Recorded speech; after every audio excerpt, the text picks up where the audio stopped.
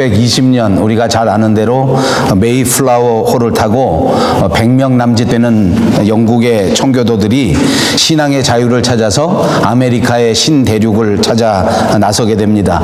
그리고 이제 천신만고 끝에 미국의 대륙을 발견하게 되고 거기 정착하게 되지만 그렇게 만만한 것은 아니었을 것입니다.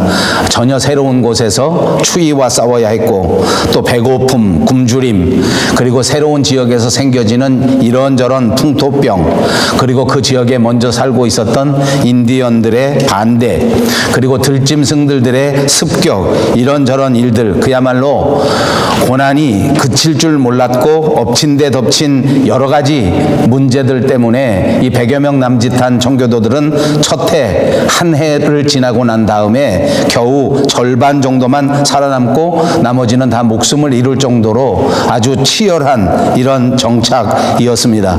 겨우 한 50명쯤 남아서 겨우겨우 씨를 뿌리고 또 겨우겨우 결실을 얻게 됩니다. 물론 풍족한 추수, 우리가 생각하는 풍요로운 추수는 분명히 아니었습니다. 그럼에도 불구하고 조그마한 옥수수를 얻을 수 있었고 또 보리, 밀, 이런 여러 가지 열매를 얻을 수가 있게 되었습니다. 그리고 그 인디안들과는 처음에는 말씀드린 것처럼 처음에는 습격도 당하고 처음에는 반대도 맞고 이런저런 일들이 있었지만 또 화해하고 또 같이 협력하고 이렇게 하면서 사람들과 왕래를 하게 됐기 때문에 그 지역에 있는 인디언들도 다 초대하고, 그리고 많지 않지만 그러나 소출을 얻은 열매를 가지고 음식을 만들어서 잔치를 벌이면서 우리가 먼저 하나님 앞에 감사하는 것이 옳겠다라고 생각해서 감사를 드렸던 예배, 그 잔치, 그것이 오늘 우리가 지키는 추수감사절의 기원이 되었고, 이 미국의 추수감사절이 그대로 우리 조국 대한민국에도 전해져서 대한민국에도 이런 추수감사절을 지키고 있는 것입니다. 우리가 살고 있는 캐나다는 조금 다릅니다.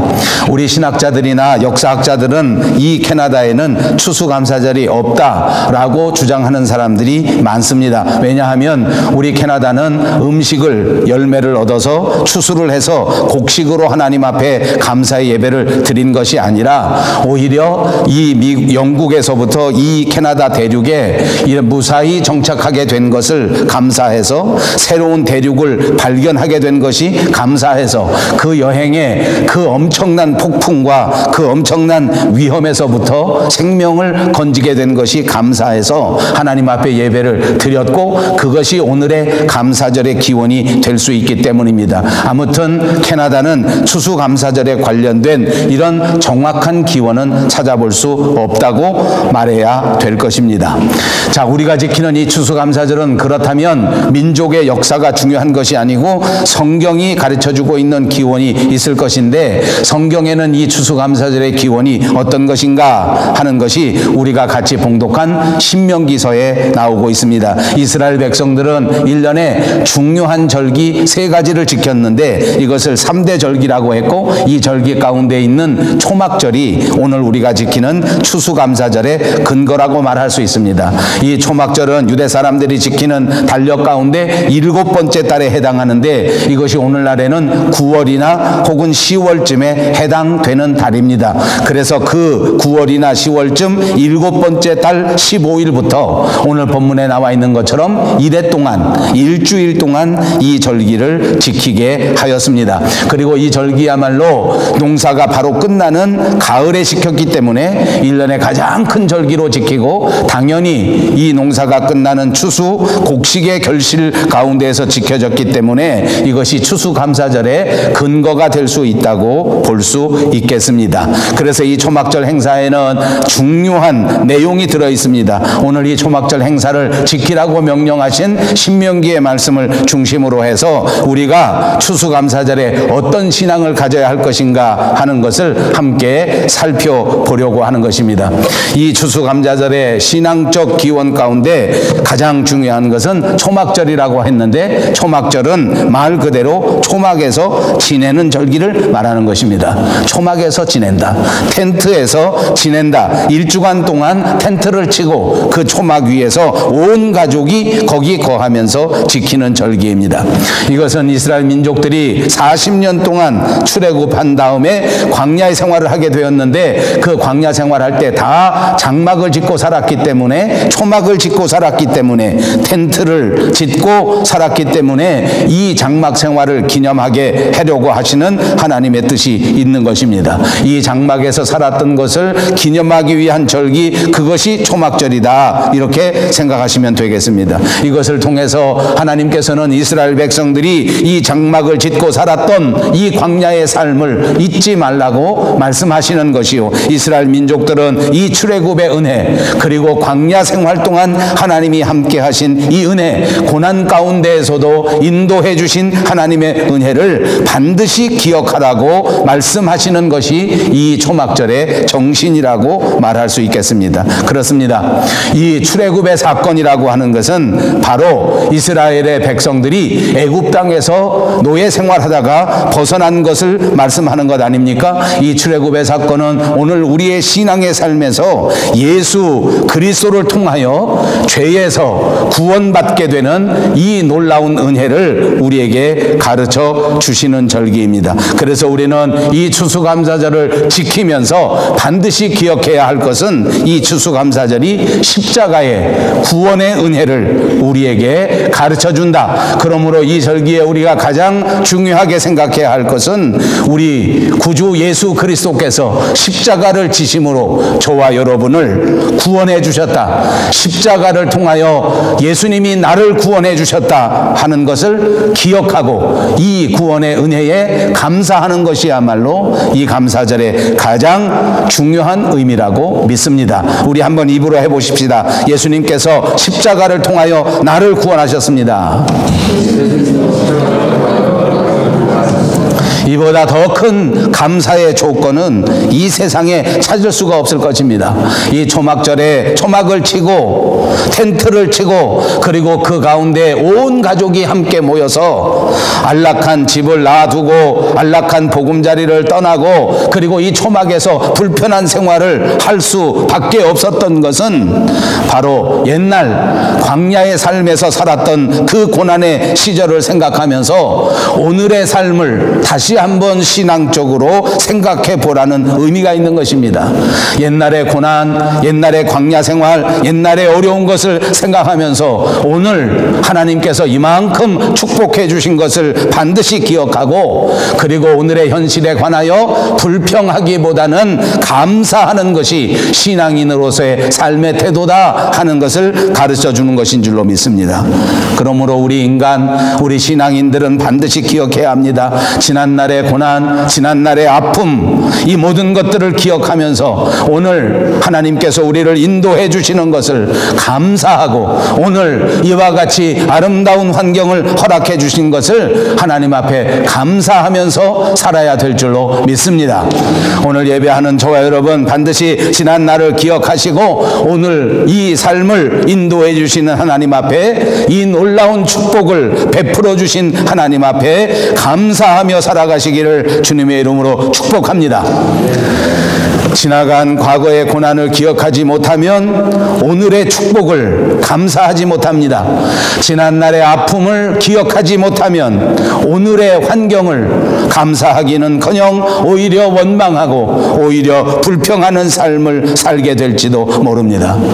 여러분, 우리는 하나님께서 택하신 하나님의 백성입니다. 하나님의 자녀입니다. 천국 백성은 이 세상이 고향이 아닙니다. 이 세상은 오히려 하늘의 본향을 찾아가는 순례길에 불과한 것입니다. 그래서 예수님의 제자 베드로도 우리를 향하여 말하기를 우리는 이 세상에 나그네와 같은 삶을 살아가는 존재라고 말씀하신 적이 있습니다. 잘 아는 여러분, 우리는 하늘나라를 향하여 가는 하늘나라 사람들이요, 이 세상은 우리가 지나가는 순례길이다 하는 사실을 절대 잊지 마시기를 바랍니다. 지나가야 하는 나그네인데 우리가 이 세상이 전부인 줄 알고 오로지 세상에 빠져 살면서 하늘나라 우리가 가야 할 그 천국을 잊어버리고 산다고 하면 우리는 올바른 삶을 사는 것이 아닙니다.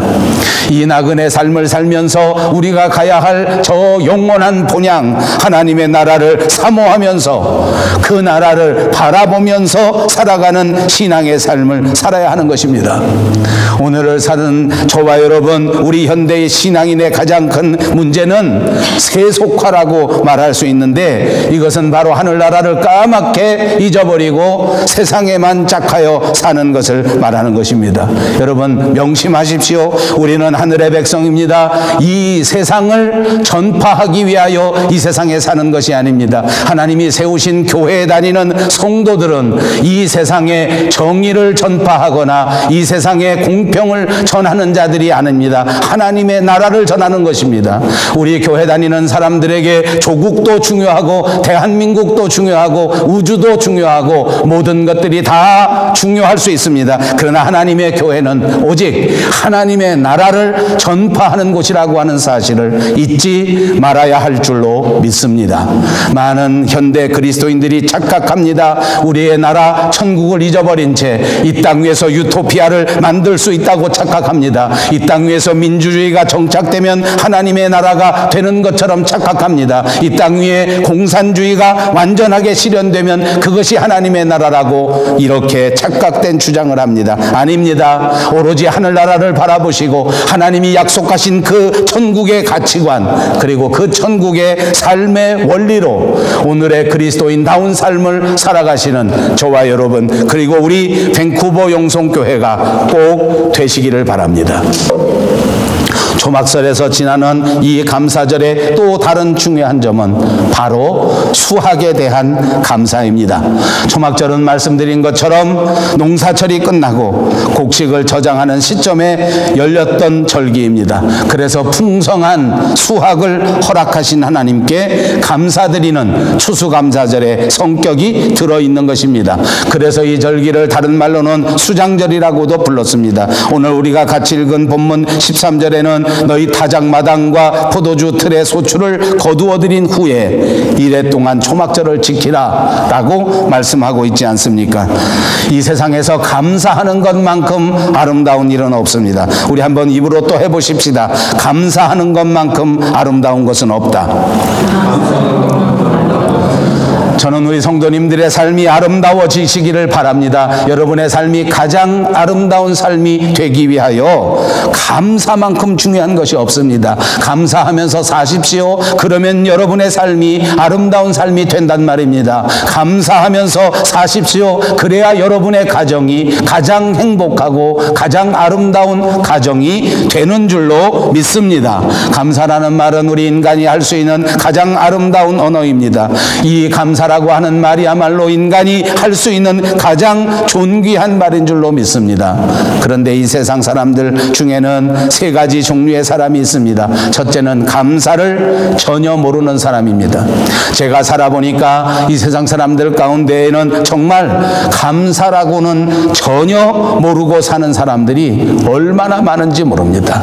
가만히 생각해 보십시오. 만나서 대화를 나누는 동안 감사라고 하는 것이 전혀 없는 사람이 있어요. 모든 삶의 불만입니다. 모든 삶에 못마땅합니다. 모든 삶의 불평입니다. 그저 부모에 대해서도 불평, 가정에 대해서도 불평, 배우자에 대해서도 불평, 자식에 대해서도 불평, 감사를 모르고 사는 것입니다. 또 한 가지 부류는 감사를 하기는 하는데 형식적으로 감사하는 사람입니다. 진심이 없습니다. 진솔하지 않습니다. 그냥 마지못해서 감사하는 척 하면서 사는 사람이 있더란 말입니다. 그런가 하면 범사에 감사하는 사람이 있습니다. 다시 한번 축복합니다. 오늘 예배하는 저와 여러분, 우리 교회는 반드시 범사에 감사하는 사람들이 되시기를 바랍니다. 스스로 한번 생각해 보십시다. 과연 나는 어떤 사람인가? 감사라고는 전혀 모르는 사람 아닌가? 깨끗하게 과거에 지난 일은, 은혜 받은 일은 그냥 몽땅 잃어버리고, 그리고 지금 불평하고 불만하고 지금 지적하고 욕하고 이렇게 사는 사람은 아닌가? 한번 한번 점검해 보시기를 바랍니다. 오늘 이 수장절을 지키고 오늘 이 초막절을 지키는 유대인들에게 있어서 감사라고 하는 것은 바로 이 절기의 가장 중요한 핵심이었습니다. 아니, 유대인들의 삶의 핵심이 감사라고 해도 과언이 아닙니다. 유대인들이 제사를 드리는데 거기에 가장 중요한 핵심도 감사였습니다. 오늘 그리스도인으로서 예배할 때 가장 중요한 것은 바로 감사인 줄로 믿습니다. 감사가 없는 예배, 그것은 예배라고 할 수 없기 때문입니다. 감사가 없는 찬양 있을 수도 없습니다. 그런데 우리 그리스도인들이 안타깝게도 감사하지 않습니다. 감사하는 척만 합니다. 형식적으로만 감사합니다. 이것이 오늘 그리스도인들의 가장 큰 문제요. 이것이 오늘 우리 교회가 가진 가장 심각한 문제입니다. 오늘 본문 14절 그리고 15절을 보겠습니다. 절기를 지킬 때에는 너와 내 자녀와 노비와 내 성중에 거주하는 레위인과 객과 고아와 과부가 함께 즐거워하되 15절 다 같이 읽습니다. 내 하나님 여호와께서 택하신 곳에서 너는 이래 동안 내 하나님 여호와 앞에서 절기를 지키고 내 하나님 여호와께서 내 모든 소출과 내 손으로 행한 모든 일에 복 주실 것이니 너는 온전히 즐거워할지니라. 감사절은 함께 즐거워하되 온전히 즐거워하는 절기라 라고 말씀해 줍니다. 사랑하는 여러분, 오늘 추수감사절은 우리 온 성도님들이 다 함께 즐거워하고 다 함께 기뻐하고 다 함께 더더욱 즐거워하는 절기인 줄로 믿습니다. 성경은 우리가 아는 대로 신앙인들이 지켜야 할 가장 중요한 강령을 항상 기뻐하라, 쉬지 말고 기도하라, 범사에 감사하라 라고 말씀하신 적이 있습니다. 항상 기뻐하는 것입니다. 항상 기뻐하는 것입니다. 여러분, 오늘 이 말씀을 꼭 기억하시고 오늘 하루 종일 기뻐하시는 여러분 되시기를 바랍니다. 아멘. 그렇게 하시겠습니까? 한번 기뻐해 보십시오. 항상 기뻐하는 구약성경 잠언서 17장 22절에는 마음의 즐거움은 양약이라도 심령의 근심은 뼈를 마르게 하느니라. 여러분 잘 아시는 말씀입니다. 그렇습니다. 마음의 즐거움과 기쁨은 우리 삶의 약이 되지만 모든 것을 치료해 줄 수 있지만 우리 마음에 근심을 가지게 되면 이것이 우리의 삶을 무너뜨려 버리고 심지어는 우리 속에 있는 가장 튼튼한 뼈마저도 마르게 만들어 버리는 악한 원인이 된다. 그러니까 우리가 기쁘게 살아가는 것은 명확하게도 하나님의 뜻인 것을 믿으시기 바랍니다. 기뻐하면서 살아야 합니다. 감사하면서 살아야 합니다. 언제나 기도하면서 살아가시기를 다시 한번 주님의 이름으로 축복합니다. 이것이 분명한 하나님의 뜻입니다. 여러분, 그리고 꼭 기억하십시오. 우리가 기뻐할 만큼 세상은 그리 만만치가 않습니다. 우리가 얼마든지 범사에 감사하면서 살 수 있을 만큼 세상이 그렇게 시원하지가 못합니다. 솔직히 말해서 우리의 삶의 현실은 어둡고, 솔직히 말해서 우리 교회의 현실도 답답하고, 솔직히 말해서 내 자신의 삶도 불안하게 생각될 때가 많습니다.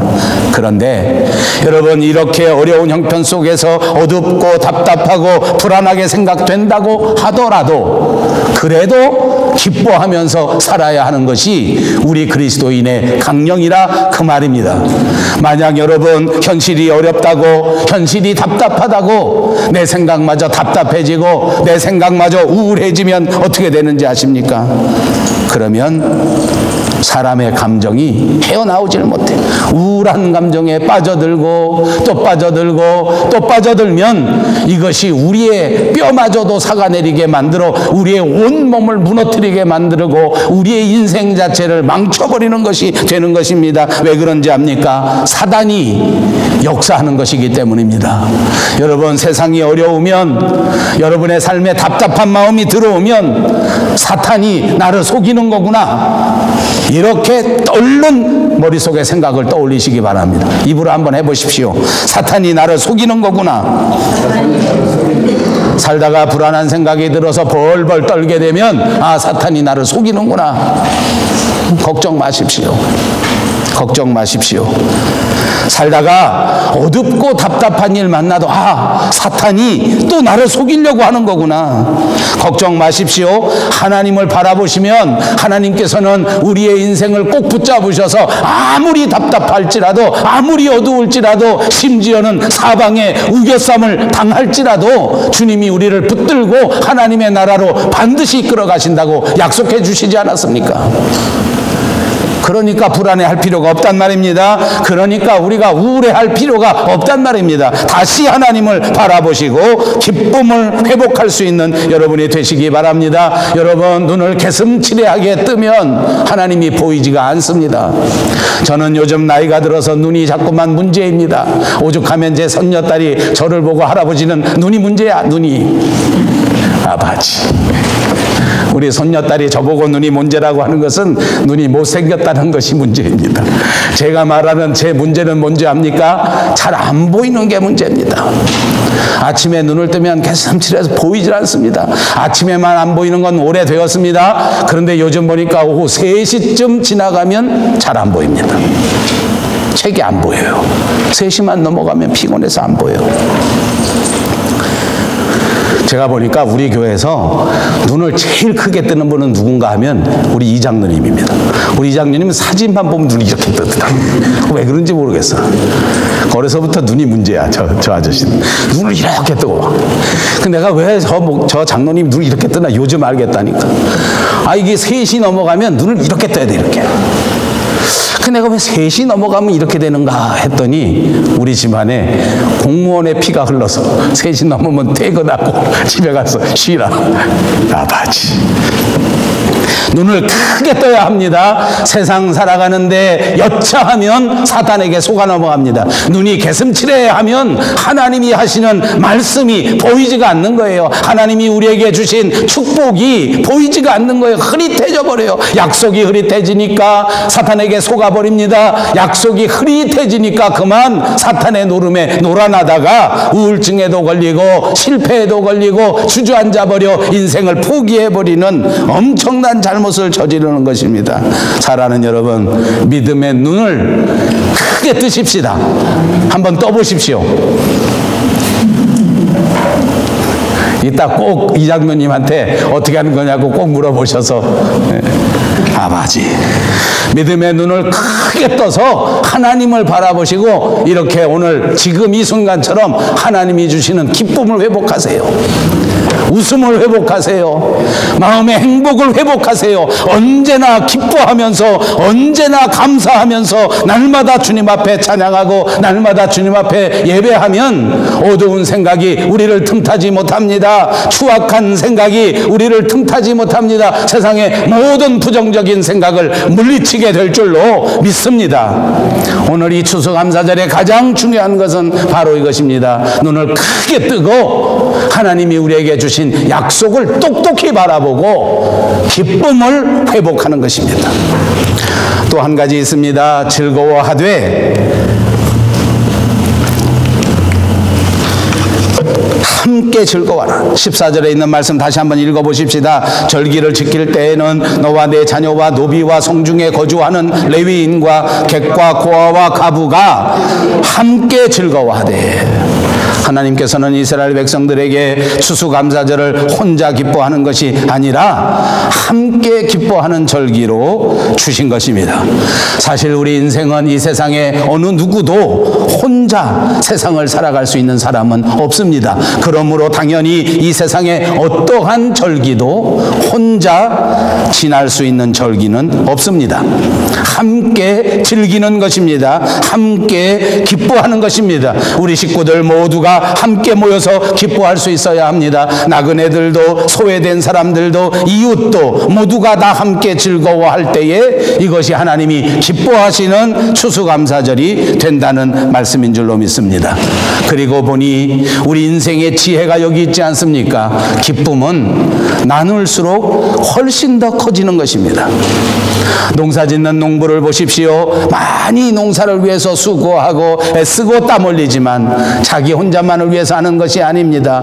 아니, 혹시 농부 스스로는 나를 위해서, 내 소득을 위해서 열심히 농사를 지었다고 생각할지 모르지만, 그러나 결과를 보십시오. 그 농부가 땀 흘려 지은 모든 곡식은 모든 사람들이 함께 나누게 되는 것입니다. 그래서 성경에는 추수할 때 그 곡식을 다 거두어 드리는 것이 아니라 떨어진 이삭은 줍지 말라고 말씀하시지 않습니까? 포도원에서 과일을 기르는 사람들에게도 그 열매를 다 따지 말라고 말합니다. 왜냐하면 가난한 자들도 먹어야 하기 때문입니다. 나그네들도 먹어야 하기 때문입니다. 그래서 함께 하기 위해서 가장 필요한 것은 나그네를 위한 배려란 말입니다. 그러니까 이 추수감사절에 우리가 함께 기뻐하기 위해서는 이웃을 배려하는 것이 중요합니다. 남편은 아내를 배려할 수 있는 가정이 꼭 되시기 바랍니다. 아내는 남편을 배려할 줄 아는 지혜로운 아내가 되시기를 바랍니다. 우리 모든 사람들이 그렇습니다. 부모도 자식을 배려할 줄 알아야 합니다. 자식도 부모를 배려할 줄 알아야 합니다. 온전한 성도들은 성도들끼리 서로 배려할 줄 알아야 합니다. 그래야 우리가 추수감사절을 올바로 지킬 수 있고, 그래야 우리가 함께 행복하고 함께 기뻐하며 그 기쁨이 훨씬 더 많아지게 되는 체험을 하게 될 줄로 믿습니다.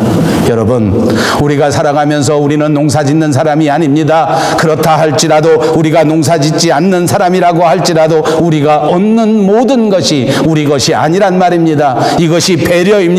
우리가 얻었지만 다른 사람을 위해서 배려할 줄 아는 사람이 참다운 그리스도인입니다.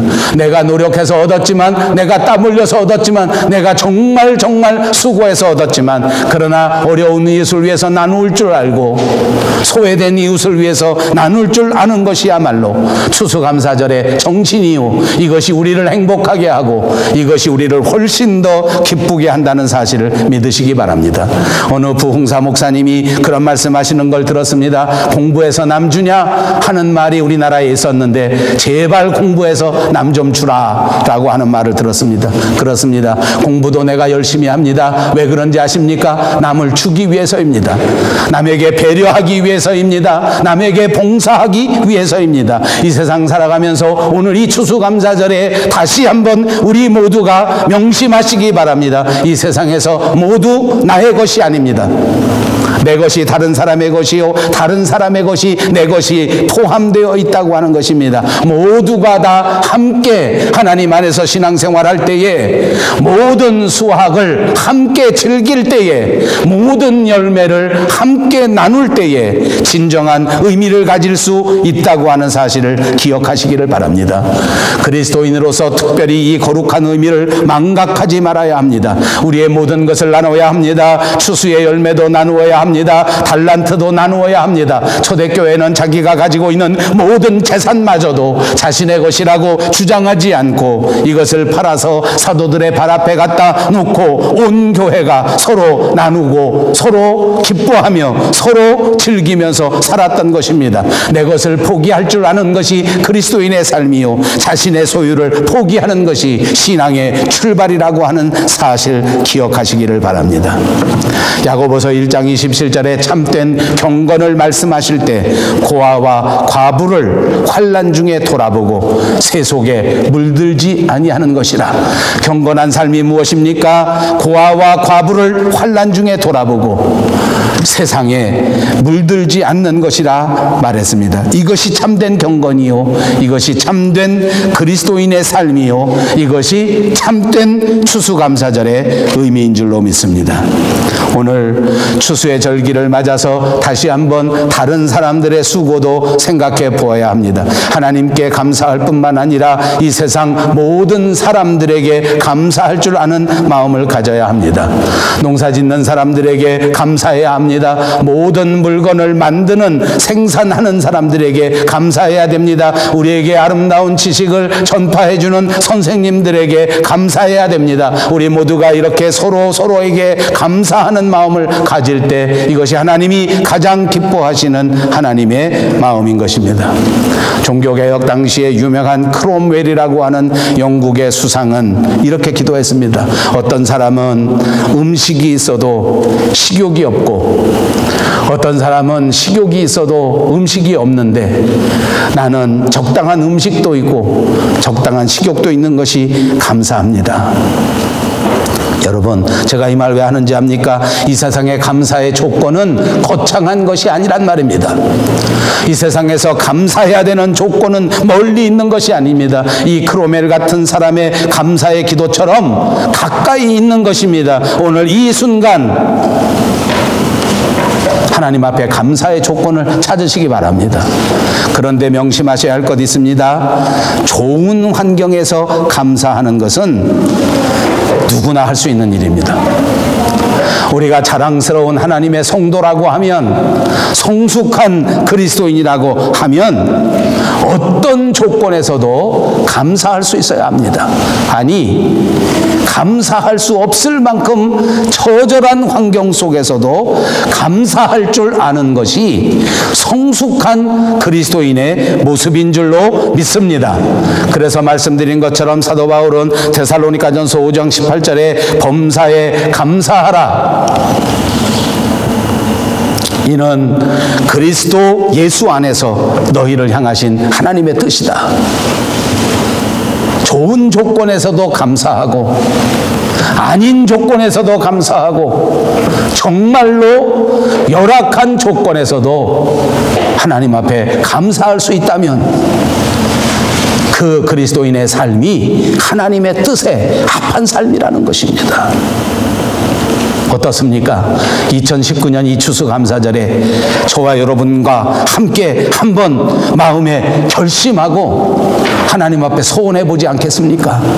정말 나는 어떤 조건에서도 감사하면서 살겠다. 이제 내게 주어진 모든 인생에서 어떤 환경에도, 어떤 존경에도, 어떤 일에도 나는 무조건 하나님 앞에서 감사하면서 살겠다. 믿으시면 아멘. 약속하시겠으면 아멘. 더 큰 소리로 아멘. 아멘. 할렐루야. 이제 어떤 상황 속에서도 하나님의 뜻대로 감사하면서 살아갈 수 있는 저와 여러분 되시기를 주님의 이름으로 축복합니다. 악한 마귀 사탄 일체 틈타지 못하게 하시고, 감사하려고 할 때 그 마음을 뺏어가는 어두운 세력이 일체 틈타지 못하게 하시고, 여러분의 마음 속에, 여러분의 가정 속에, 우리 밴쿠버 영성교회 속에 언제나 감사의 기쁨이 넘쳐나고, 언제나 감사의 기도가 넘쳐나서 하나님을 기쁘시게 하는 아름다운 교회가 꼭 되시기를 바랍니다. 사랑하는 여러분, 우리 주변에 있는 감사의 조건을 찾아보시고 오늘 이 추수감사절에 온전히 하나님 앞에 감사하심으로써 오늘만 감사하는 것이 아니라 이제부터 남은 인생 주님 만나는 그날까지 완전히 감사할 수 있는 감사의 성도, 감사의 교회들이 다 되시기를 주님의 이름으로 축복합니다. 기도하겠습니다. 걸어가신 우리 하나님 아버지, 오늘 2019년 추수감사